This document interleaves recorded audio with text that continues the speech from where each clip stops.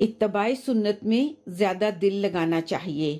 شیخ الہند حضرت مولانا محمود الحسن صاحب وطر کے بعد کی 2 رکعتیں بیٹھ کر پڑھا کرتے تھے، کھڑے ہو کر نہیں پڑھتے تھے۔ حالانکہ فقہاء اکرام نے صاف صاف لکھا ہے کہ اگر نوافل کھڑے ہو کر پڑھیں تو پورا ثواب ہے، اور اگر بیٹھ کر پڑھیں تو آدھا ثواب ہے۔ اور وطر کے بعد کی 2 رکعتوں کے بارے میں فقہاء یہ لکھتے ہیں کہ بیٹھ کر پڑھنے میں آدھا ثواب ہے، لیکن حضرت شیخ الہند رحمۃ اللہ علیہ بیٹھ کر پڑھا کرتے تھے۔ کسی نے ان سے پوچھا کہ حضرت آپ جو 2 رکعتیں بیٹھ کر پڑھتے ہیں اس کی کیا وجہ ہے، کھڑے ہو کر کیوں نہیں پڑھتے؟ جواب میں حضرت نے فرمایا کہ روایات میں کثرت سے آیا ہے کہ حضور اقدس صلی اللہ علیہ وآلہ وسلم وطر کے بعد کی 2 رکعتیں بیٹھ کر پڑھا کرتے تھے، اسی لیے میں بھی بیٹھ کر پڑھ لیتا ہوں۔ کسی نے پوچھا کہ حضرت ثواب کے بارے میں کیا حکم ہے؟ اس لیے کہ فقہاء نے لکھا ہے کہ اگر بیٹھ کر نماز پڑھیں تو آدھا ثواب ہے، اور اگر کھڑے ہو کر نماز پڑھیں تو پورا ثواب ملتا ہے۔ حضرت نے فرمایا کہ ثواب تو آدھا ہی ملتا ہے، اس لیے کہ قاعدہ یہی ہے۔ حضور اقدس صلی اللہ علیہ وآلہ وسلم نے بھی یہی قاعدہ بیان فرمایا ہے، اور فقہاء نے بھی یہی قاعدہ بیان فرمایا ہے۔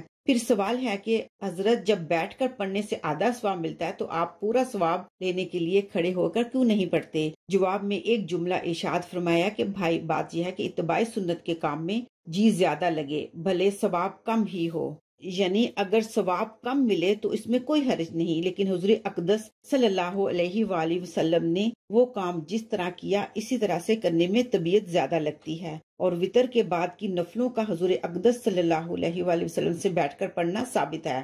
اس واسطے بیٹھ کر پڑھنے میں طبیعت زیادہ لگتی ہے، ٹھیک ہے، ثواب کم ملتا ہے تو کم ملے۔ بہرحال ہمارے بزرگوں کا یہ مزاج ہے کہ جس کام میں اتباع سنت ہو اس کو پکڑ لو، اور آنکھوں کو کھلا رکھ کر نماز پڑھنا سنت ہے، چاہے اس درجے کا خشوع حاصل نہ ہو، لیکن پھر بھی اتباع سنت کا نور اس میں ہے، وہ آنکھیں بند کرنے میں نہیں۔ یہ تو عام اصول ہے۔ امانت کو لوٹانا ضروری ہے، چاہے وہ حقیر چیز ہو۔ امانت کے بارے میں ان کا ایک مشہور واقعہ ہے کہ ایک رات جابر بن زید رحمت اللہ علیہ نے اپنے اہل و عیال کے ساتھ اپنے ایک عزیز کے مکان سے اپنے گھر کی طرف جا رہے تھے، خالی ہاتھ تھے۔ راستے میں کتوں نے تنگ کرنا شروع کر دیا۔ اندیشہ ہوا کہ کہیں کتے بچوں کو نقصان نہ پہنچا دیں، ساتھ ہی ایک جھوپڑا تھا۔ حضرت جابر رحمت اللہ علیہ نے اس میں سے کھجور کی ایک شاخ کھینچ کر نکال لی۔ کھجور کی لکڑی دیکھ کر کتے بھاگ گئے۔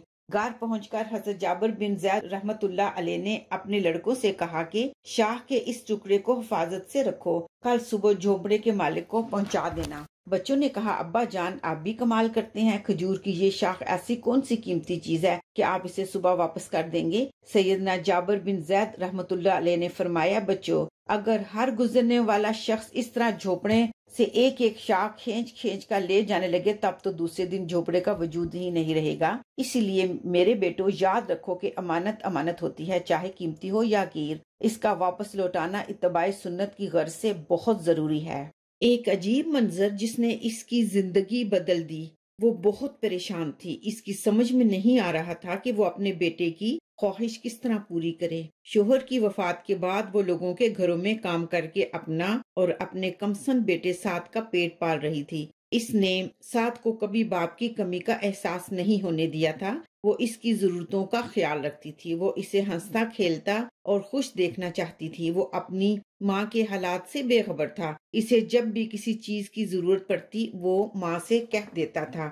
عید قریب آ گئی اور سعد نے اپنی ماں سے نئے جوتوں کا مطالبہ کر دیا۔ اس کی ماں یہ فرمائش سن کر پریشان ہو گئی تھی، کیونکہ اس کے پاس اتنے پیسے نہیں تھے کہ جن سے سعد کے لیے نئے جوتے خرید سکتی۔ یہ رمضان المبارک کا آخری جمعہ تھا۔ سعد کی ماں نے اسے صاف ستھرے کپڑے پہنا کر نماز پڑھنے کے لیے بھیجا۔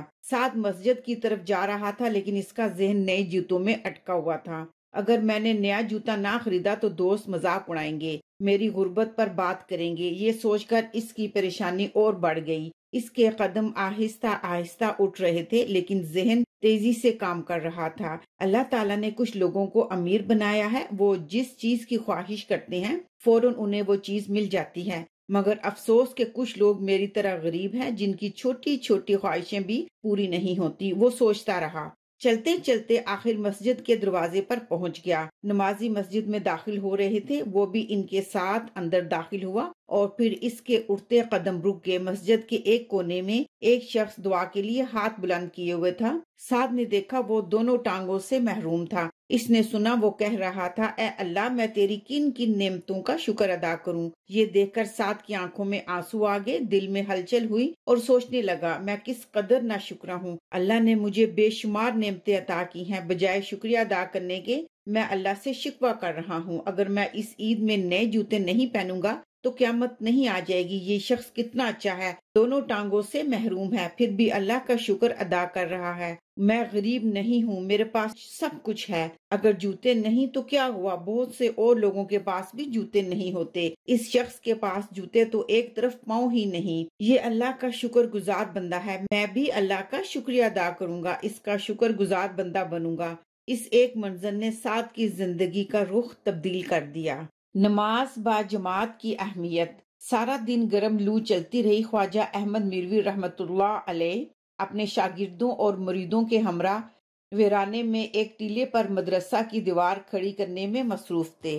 استاد اور طلبہ معمار کو گارا، مٹی اور پتھر اٹھا کر دے رہے تھے۔ نماز عصر کا وقت آ پہنچا۔ خواجہ احمد میروی رحمت اللہ علیہ نے اپنے شاگردوں اور متعلقین کے ہمراہ نماز ادا کرنے کے لیے چلے گئے۔ واپسی پر دیکھا کہ معمار ابھی تک وہیں ہے اور وہ گو کے ساتھ لگی سیڑھی سے نیچے اتر رہا ہے، اس کے ہاتھ گارے سے لتھڑے ہوئے ہیں۔ خواجہ احمد رحمت اللہ علیہ نے دور ہی سے اشارہ کیا، وہیں ٹھہر جاؤ۔ قریب آ کر پوچھا، کیا آپ باجماعت نماز پڑھنے سے رہ گئے؟ معمار نے کہا، جی ہاں، میں نے دیوار پر گارا پھیلا دیا تھا، سخت گرمی ہے، خدشہ تھا کہ اگر نماز کے لیے جاؤں تو یہ خشک ہو جائے گا، اس لیے میں نے پتھر جوڑ کر۔ معمار پر امید تھا کہ خواجہ صاحب میری محنت اور انہماک پر خوش ہو کر تحسین کریں گے۔ خواجہ صاحب نے وضاحت سننے کے بعد معمار کے دل میں نماز با جماعت کی اہمیت بٹھانے کی خاطر نہایت حکیمانہ انداز اور تحمل سے فرمایا، اچھا سائیں، وت جیڑے وٹے نماز کسا کے لائے نے اوپٹ دیو، سانو انہاں دی لوڑ نہیں۔ یعنی محترم، آپ نے جو پتھر جماعت کی نماز چھوڑ کر لگائے ہیں انہیں اکھیڑ دو، مجھے ان کی ضرورت نہیں۔ معمار کو اس حکم کی توقع نہ تھی۔ وہ بادل نخواستہ اپنے ہاتھ سے لگائے ہوئے پتھر اکھیڑ کر نیچے اترا اور وضو کر کے نماز پڑھی۔ معمار نے خواجہ صاحب کی خدمت میں حاضر ہو کر عہد کیا کہ آئندہ ہرگز جماعت کی نماز نہ چھوڑے گا، میرے باعث گناہگار نہ ہوں۔ ابو مسلم خولانی رحمت اللہ علیہ بہت رحیم تھے۔ بسا اوقات آپ کسی ایک قوم کے پاس سے گزرتے تو اس کو السلام علیکم نہ کہتے اور فرماتے، میں اس بات سے ڈرتا ہوں کہ اگر یہ لوگ مجھے حقیر جان کر میرے سلام کا جواب نہ دیں گے تو میرے باعث گناہگار ہوں گے۔ سامان کی نگرانی کون کرتا ہے؟ حضرت عمر بن عبد العزیز رحمت اللہ علیہ کے مکان کے قریب جب کوئی مسافر اترتا اور وہ سو جاتا تو آپ تمام رات صبح تک بیدار رہ کر اس کے اسباب کی نگرانی کرتے اور اس کو معلوم بھی نہ ہوتا۔ ابراہیم تیمی کا حال۔ ابراہیم تیمی رحمت اللہ علیہ کا یہ حال تھا کہ جو آپ پر سختی کرتا اس کے حق میں بد دعا نہ کرتے اور فرماتے، اس کو اپنے ظلم کی سزا ہی کافی ہوگی۔ جنت کے شربت نے کھانے پینے سے بے نیاز کر دیا۔ ایک بزرگ کی حکایت ہے، فرماتے ہیں کہ بلاد روم میں ایک دفعہ ہمارے ساتھ ایک نیک شخص شریک سفر ہوئے، وہ نہ کھاتے تھے نہ پیتے تھے۔ میں نے ان سے ایک دن پوچھا کہ 11 دن سے آپ نے نہ کچھ کھایا ہے اور نہ پیا ہے، کیا بات ہے؟ فرمانے لگے، اس کی وجہ میں آپ کو جدائی کے وقت بتاؤں گا۔ جب فراق اور جدائی کا وقت قریب آیا تو فرمایا کہ ایک دفعہ ہم بہت سارے افراد جن کی تعداد تقریباً 400 تھی ایک جنگ میں شریک ہوئے۔ کفار سے جنگ ہوئی اور میرے رفقا شہید ہوئے، میں بھی زخمی ہونے کی وجہ سے لاشوں میں پڑا تھا۔ غروب آفتاب کے وقت اوپر فضا میں بڑی مست، عمدہ اور مزید اور مزیدار خوشبو آ رہی تھی۔ میں نے آنکھیں کھولی تو کیا دیکھتا ہوں کہ خوبصورت لڑکیاں کھڑی ہیں۔ ان جیسی حسین عورتیں میں نے کبھی نہیں دیکھی۔ ان کے ہاتھوں میں پانی کے گلاس تھے، وہ شہیدوں کے منہ میں پانی ڈالنے لگی۔ میں نے بھی آنکھیں بند کر لی۔ وہ حوریں شہیدوں کے منہ میں پانی ڈالتے ڈالتے میرے پاس پہنچ گئی۔ ان میں سے ایک حور نے کہا، اس شخص کے حلق میں پانی جلدی ڈالو قبل اس کے کہ آسمان کے دروازے بند ہو جائیں اور ہم زمین پر ہی رہ جائیں۔ دوسری حور نے کہا کہ میں کیسے پلاؤں، اس میں تو جان باقی ہے۔ پہلی حور نے کہا، پلا دو، اس میں کوئی حرج نہیں اے میری بہن۔ تو حور نے میرے حلق میں پانی ڈال دیا۔ جب میں نے وہ شربت پیا، اس وقت سے مجھے نہ کھانے کی ضرورت ہے اور نہ پینے کی۔ برادران اسلام، جنتی نعمتوں کا مقام شان نہایت اعلیٰ ہے۔ دعا کریں کہ وہ ہمارا خاتمہ بالایمان ہو اور اللہ تعالی ہمیں جنت نصیب فرمائے، آمین۔ شکراً۔ ہر شخص اپنا رزق پورا کرے گا۔ حضرت ابن مقدر حضرت جابر رضی اللہ تعالی عنہ سے اور جابر رحمت اللہ علیہ نبی علیہ السلام سے یہ حدیث روایت کرتے ہیں کہ تاخیر رزق کی وجہ سے نا امید نہ ہوا کرو، کیونکہ کوئی شخص اس وقت تک مر نہیں سکتا جب تک وہ اپنا رزق پورے کا پورا حاصل نہ کر لے۔ بس نیک اور جائز طریقے سے رزق حاصل کرو، رزق حلال حاصل کرو اور حرام مال چھوڑ دو۔